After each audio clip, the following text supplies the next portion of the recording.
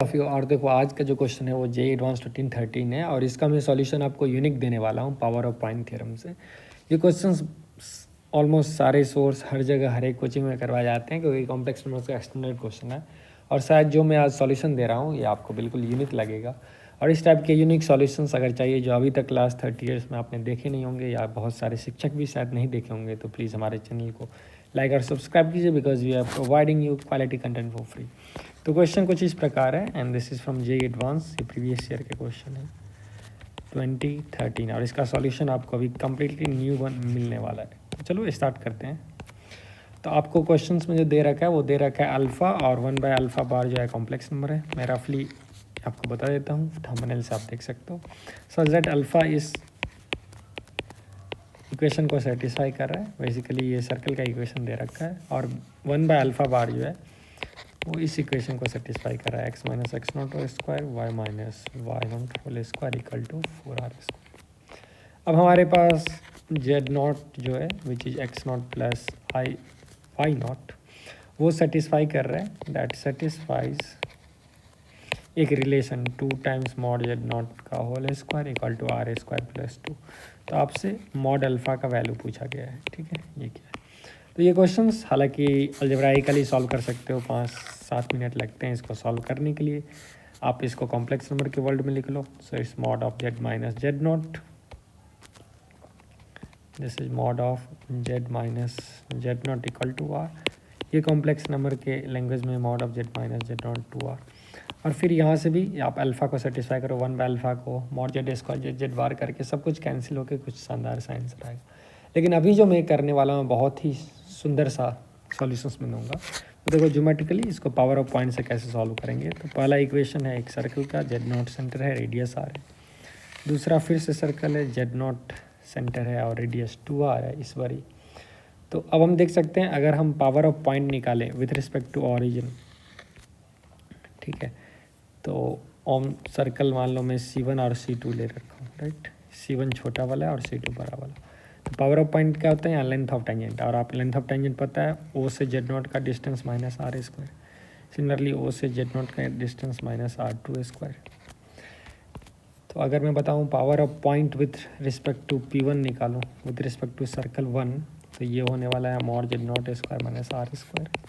अब जो कि जेड नॉट स्क्वायर दे रखा है R square plus 2/2 minus R square, जो कि वैल्यूएट करके 2 माइनस आर स्क्वायर बाई 2 आ गया।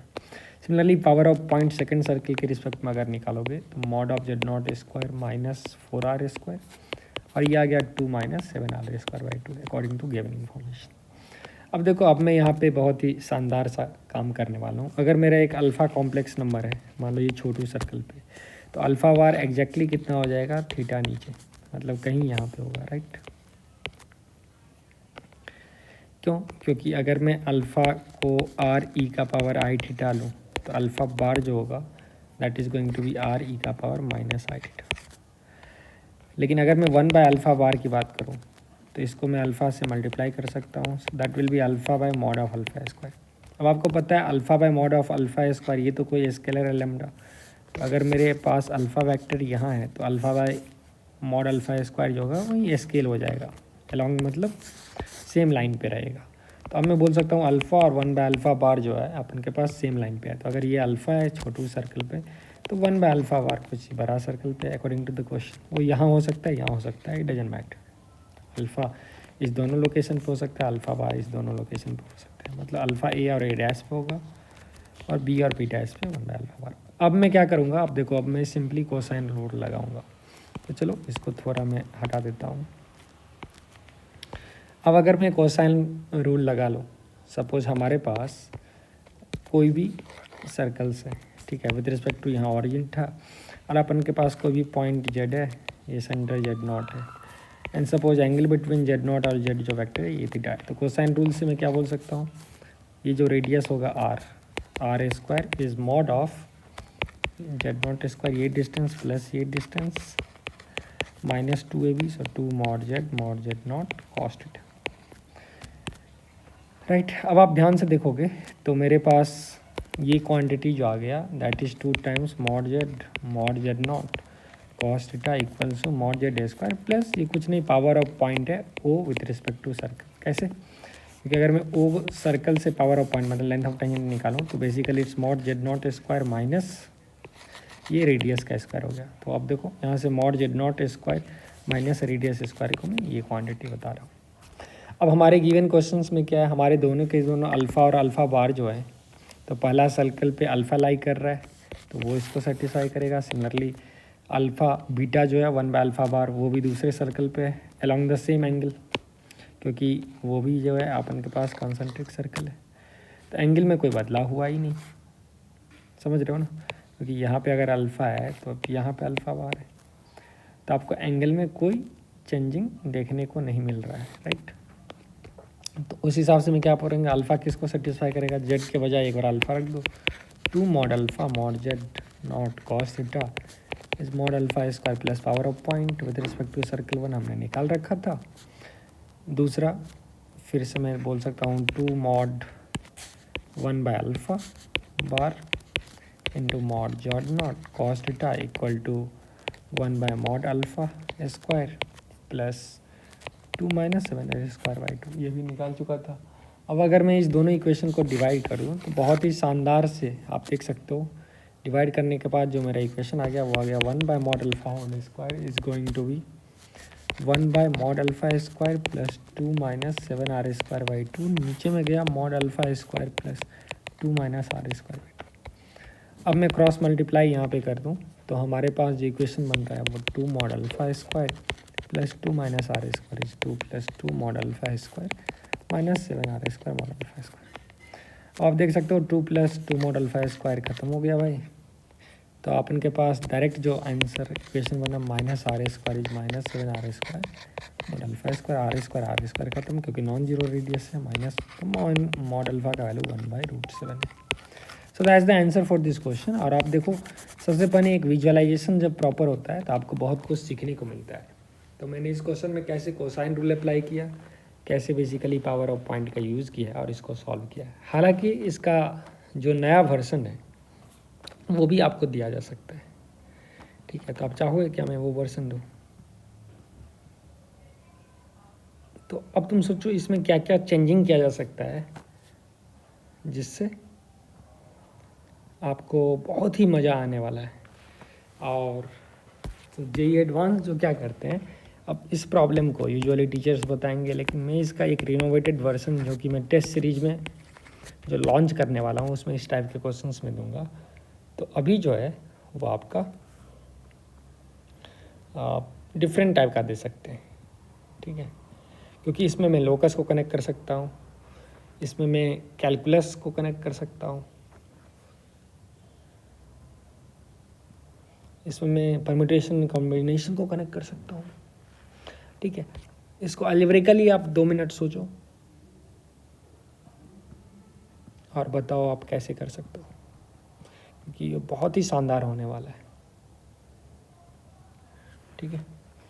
देखो अगर मुझे इसको एक क्रिएट आपको कोना क्वेश्चन करना होगा, तो अगर मैं सैम्पल क्वेश्चंस आपको दूं तो आप ऐसे बोल सकते हो, सब हमारे पास मान लो एक कॉम्प्लेक्स नंबर जेड है, so let complex number Z and W which is k² z bar where k is greater than 0 on 2 concentric circles C1 and C2 both centered at z0, वही z0 है मेरे पास x0 plus y0, ठीक है। Circle C1 का मेरे पास radius आ रहा है, circle C2 का रेडियस 3 आ रहा है, और सेंटर सेटिस्फाई कर रहा है 3 mod z0 square is r² plus 12। Want you to do the calculation. अगर z जो है वो point, if z is point on C1 then find the value of mod z। तो आपके पास ऑप्शंस हैं 2/√3, ऑप्शन बी है यह जगह k/√8, option C is 2/k and option D is k/2।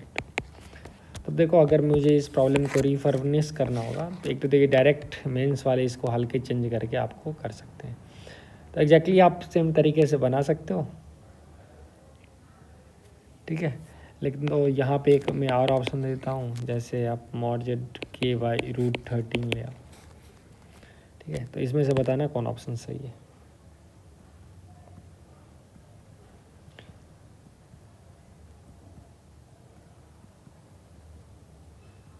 अब अगर मुझे दूसरे प्रॉब्लम बनाने होंगे, अगर सपोज इसको मुझे लोकस में बताने होंगे, तो how I will create a new one.